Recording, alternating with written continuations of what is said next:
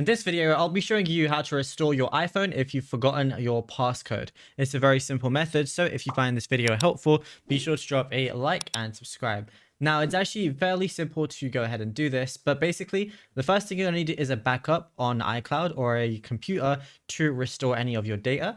You then need your Apple account ID, email, and your password. And finally, your device needs to be connected to Wi-Fi or cellular data.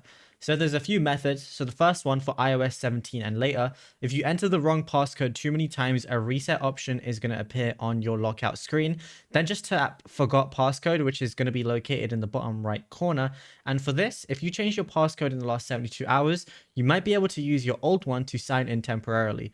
Then just start reset. So tap your iPhone start reset, and then it's going to erase all the content and settings. Then just authenticate and enter your Apple account password, and then just choose whether to keep or delete your eSIM. And it's definitely recommended to keep it. And then once you're on the hello screen, follow the prompts to restore it from a backup.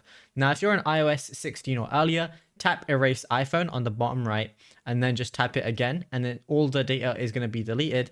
Then just enter in your Apple account password, and then after the device erases and restarts, just follow the steps to restore your data. You can even use a computer if you want to, just by entering recovery mode. And yeah, it's as simple as that. Now, if you found this video helpful, be sure to drop a like and subscribe.